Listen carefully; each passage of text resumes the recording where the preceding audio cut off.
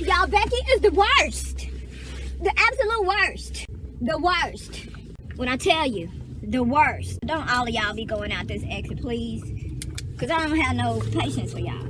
None. So I go in to get a few things. I primarily went in, quite honestly, to get Mr's garlic. Because we're going to see if we can get him to swallow a clove a day. We'll see. Yeah, I go in to get his garlic. I end up doing a full-blown grocery trip, which I did need. I don't know how, because I just made one and... Okay. I thought somebody was blowing their horn at me, girl. And God and Lord, and hope and pray it wasn't nobody crazy also, because we might have a problem. And it's cold. I don't do cold well, albeit way better than I used to pre-hot flash. But should I proceed this story with my other story? I'm not gonna do it. I'm not gonna do it. They're not directly related anyway. So I'm leaving out this grocery store. I already somewhat aggravated, right? And you know, there was a full privileged female that wanted to try to bond with me in the Asian section. I guess she think because she's shopping for ramen noodles that we got something we can bond with, but no ma'am, we don't. But I'm not mad at you for feeling that way, or you know, reaching beyond your comfort zone if that's what you indeed did and feeling that way. You know, but hey, you got the freedom to do so. Anywho, the point is, I'm at the register, right? I pile everything up on the belt. Well, as I pile everything up on the belt, I see them taking care of the privileged female in front of me, right? They're wrapping that up, but they must be shifting staff, right? Because this new little Asian boy is ringing me up now. I don't have a problem with that. I don't have a problem with that, because if we're going to be racist, let's go ahead and be racist and say if anybody's ringing me up, I want it to be the little Asian boy. Let's just put it out there. So the boy's ringing me up. He was a cute boy too. Not relevant either, but he was a cute boy. So he rang me up, and at the end, Becky is bagging my things, right? Well, Becky is bagging my things. Here comes Jerome up on the side of Becky, and I don't know what he mumbling to her about, but he's like, you know, they gonna want me to do something. So I don't know if he was genuinely there to help her out, or if he was trying to bag my things to get out of doing something else.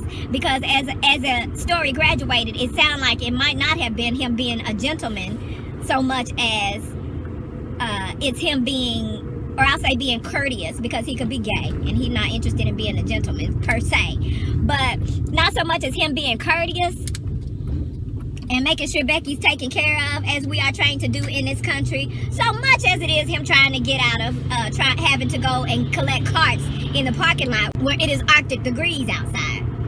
So while they're going back and forth over bagging my stuff, I'm looking at how they're putting my things in the cart. Bitch, we tried some Alfredo pizza that I told you guys about, and it was really, really good. So I committed to come back to the store and get as many as I could next time. Well, they were on sale, so I got all that they had on the shelf. Needless to say, I left out of there with no less than the 7 pizzas, right? So as I saw them bagging my things and putting those pizzas in the cart, I lifted my eyebrows like I do. Because I don't like to be that I told you so person, but it's not my fault that I'm basically a person that uses basic common sense. And when I see one who is someone who's not, and it would make life easier for them, I want to say something, but I don't want to be that I told you so bitch. And at my age now, I'm going to be a parental I told you so bitch. So I just raised my little eyebrows and I said, it might make it easier on you, it actually would make it easier on all of us, but it might make it easier on you if you put the toilet paper and the pizza underneath the cart, so you'll have room in the buggy. I said that, and dude said, he was still standing right there by her, he said, I tried to tell her that, but she won't let me do my job. No, you didn't try to tell her that. You don't try to involve what I'm saying into what the game you playing. I don't know what y'all talking about over there, but you didn't tell her to put that shit underneath the cart, because I had to speak up and say it a minute ago. Did we not all hear me say to you children, it might be a lot better on you, it might work a lot smoother for you if you put the pizzas and the toilet paper underneath the cart so you'll have room in the buggy. I even use old lady ass terminology. In the buggy. You nigga didn't say buggy. That was my idea, okay? But I'm not trying to take credit for the idea. I'm trying to get you to do the simplest shit to get my shit put in the motherfucking cart so I can get the fuck out of here instead of having to raise other people's children as they need to be grown, apparently, for me to simply get out of this bitch with all of these goddamn groceries. And do you know, they still did not put the shit underneath the cart. So what do you think happened at that point? When they start getting toward the end of my groceries, they couldn't fit everything in the bag. So he goes to ask me, which is what he's gonna do. You want help outside, ma'am? No, thank you. Do you want 2 carts? No, I don't. So I was waiting on the very next thing. They look at me and tell me, well, I don't think all of this is gonna fit in 1 cart. I said, yes, you're right. I said, because you put the pizzas inside the buggy, which takes up a lot of space, rather than putting them underneath the cart. And I would like to think my eyeballs said, like I said before, while your two interracial kids are sitting here playing games. I'm not mad at them for playing games and being teenagers, but they're on the clock to bag my shit so I can get the fuck away from this cash register where all these people are gradually collecting during this holiday shopping season. And that I'm not here for. Okay? Are you gonna pay my bail? Are you gonna pay my bail? Are you gonna pay my bail for assault? Attempted assault and battery in a racist grocery store with racists. Do you know how high they jack the bail for something like that? For not closing your mouth and letting racists do shit that they do? Do you know how much time you could get for that? I don't wanna be the one to leave my family sad holiday memories. Cause fuck what you thought. Holidays are low-key breeding ground for grief and sorrow. Everybody you know has some traumatic, everybody you know over a certain age has a traumatic memory, holiday memory. And it's not because all holidays suck, although they all do. It's not because of that. It's because people set it up on such a high pedestal that when something not so good happens during that time, it is even more magnified. Whatever horribleness it brought with it is magnified. And it lasts throughout your entire life. It's bad enough when you lose someone you love. You think you're not going to remember that a whole lot extra, more, super mega more during the time of year where everybody else is going on and on and on about their loved ones? They probably feel like those lonely motherfuckers go around on Valentine's and all those other government fabricated holidays to sell some more shit, but still allegedly promoting love. Like, they probably feel like people without nobody on Valentine's Day feels. And it's not their fault, because love is alleged love is even more pronounced during that time. So it draws even more attention, even if they were able to move on and get past it. It draws even more of their attention to that loneliness that they feel is an emptiness in their life, because it's not really an emptiness. If you're a complete motherfucker, then you're going to be complete when you actually encounter your soulmate or the person you love and who loves you. Because soulmates really are going to be scarce from here on out, throughout the rest of the existence of the world, unless something drastic and immediate happens.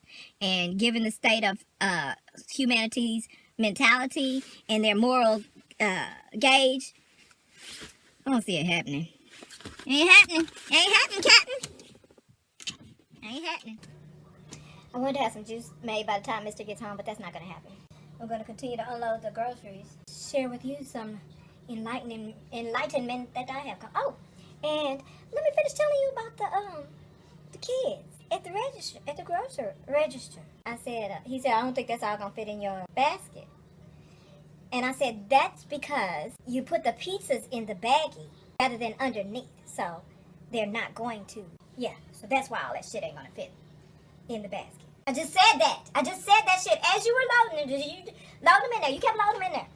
They did the pizzas first. So when I saw the 8 pizzas go in the buggy and take up half of it, I was like, oh, okay. I like to see them get the rest. I should have turned my camera on. I'm going to start turning my camera on when the fuckery begins. And then if someone asks me in the middle of why I'm recording it, because I'm not going to be ashamed to be recording it, I'm going to tell them. I just decided myself that when I make suggestions to people and they opt not to take them, I want to start recording the results of them choosing not to take heed of my suggestion. I want to start documenting the results of that. I think I'll do that. Except on YouTube, because they record it themselves. So when I see some fuckery about to happen and I call it, I'm going to go ahead and call it. And then y'all can go to their channel and see it unfold. But in real life, in regular life, when I suggest something or just toss something out there, because y'all know me, I'll tell you every time I make a suggestion, it's just a suggestion. It's not mandatory. You can still choose to go the long route, the difficult route. That's your option. But henceforth, today and henceforth, let's just say that you have signed on when fucking with me, okay, to have your fuckery recorded.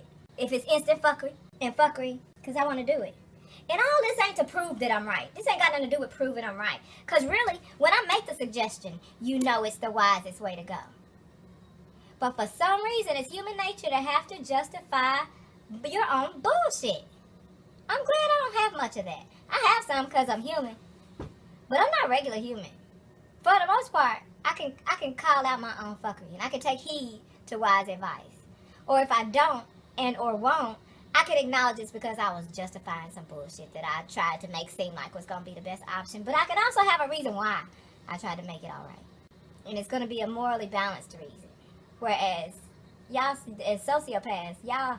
And I still didn't finish telling you about this bitch-ass dude. Okay, Becky and Jerome. That's because you chose to fill the basket up with the pizzas that I told you were going to fill up the baskets. And that's what happened. And then he turned it back on Becky again and said, well, I came to help her and she blah, blah, blah, blah, blah, blah. Helping her don't have nothing to do with you, with what we talking about right now. That's a blame place. Once he put the blame on Becky again and what he was coming to help her do or not do, since that wasn't my concern and my concern was getting the shit in the basket so I could get the fuck out of here and stop raising other people's children, I swung my purse over my shoulder, not angrily. I swung my purse over my shoulder and I went over to the basket and I started moving shit out of the middle of the basket so that I could take the pizzas out and put them under the motherfucking cart. And as I was doing it, he was like, see, now I'm mad that she got to do our job. Are you mad that I got to do your job? Because if you was mad that I had to do your job, you would have done it. And you would have done it in such a way that would have taken my original advice so that we would have to be having this conversation. And I could be the fuck halfway to fuck home right now. But I didn't say any of that. I swung the purse over the shoulder, took the pizzas out of the main part of moved the other stuff over, took the pizzas out of the main part of the basket, put them underneath the cart, like the fuck I said they should have went, and then made room for all of my other shit. So as I was leaving, there were only pizzas underneath the bottom. I remember I specifically said if you put the pizzas and the toilet paper underneath the bottom, and I specifically did not remember putting toilet paper under there myself because I got the pizzas out of the buggy, remember? So as I took a couple of steps, I paused for a minute. Then I started checking the basket, and then I looked underneath, and I was like, God damn, I have to have another conversation with these misprocreated bastards, Becky included. So I turned back around and I said, did you guys have the toilet paper? And then he says, him again, this little nigga, my black peers, y'all dropped the fucking ball, because these kids today, and I wasn't one of those kids that would be like, God forbid the day that I have to go around saying these kids today. But I never was that person. I didn't have to be that person. You know why? Because at that age, I was looking at my peers and going, these kids today. Well, here I am at the appropriate age to say these kids today and still saying these kids today. So, anyway, I said, do you guys have my toilet paper? And he said, it's in your basket. She put it in your basket. Like, with a tone, I made the mistake.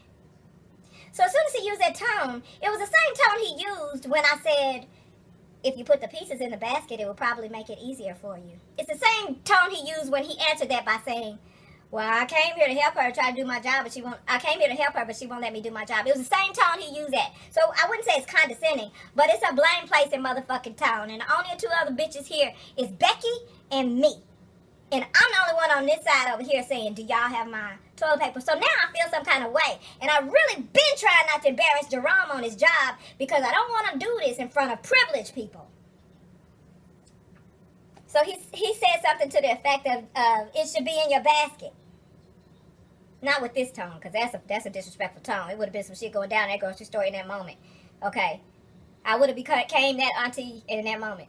But he said it should be in your bag. It should be in your cart. Bitch, it should be in my cart. But if it was, I wouldn't be turning around and asking your bitch ass, do you guys still have my toilet paper?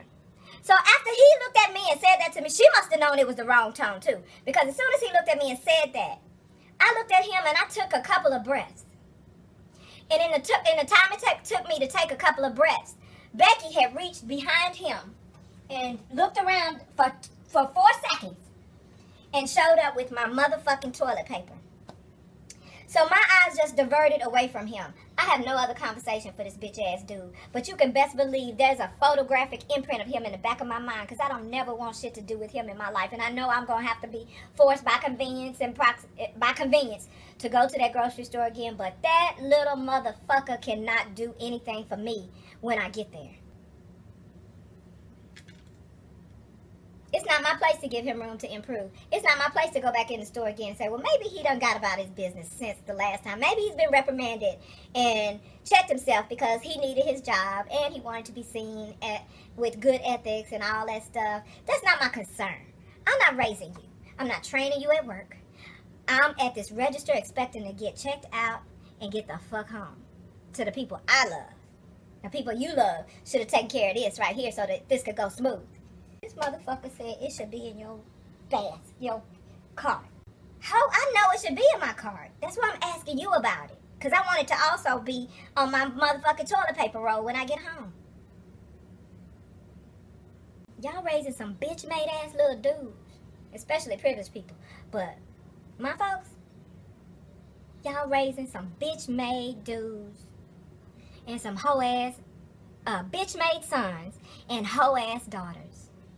Yeah, I said it. Yeah, I said it. And the 7 of you who are great parents, who raise great, who are building great offspring, you gonna have to overlook this rant. Here? Because you know as well as I do that it's true. You've been out here in this world. In fact, you low-key regret having to have raised such a wonderful offspring to have to deal with other people's spawn. To no fault of your own, because your intentions was to just raise a family. Little did you know that you was gonna be dealing with not just the one here or there that they needed to warn your kids about, but your kids have to be all out trained on how to conduct themselves and still keep their sanity in a world full of fuck people and fuck shit. Okay, let me stop this and I'm gonna start it again because I'm gonna get into my groceries after this. Bitch ass little boy. I should have took my belt off and whooped his ass right in the grocery store. Whooped his ass and let her watch so she know what she was in for. He black, he know what he in for. But I want her to go ahead and get terrorized while I whoop his ass. And then so when it's her turn, she know how it go. Don't try to do like him. Don't try to run like him. Don't try to cover up your ass like he did. Becky. Because you'll welt up more visibly than he will. Whoop that ass.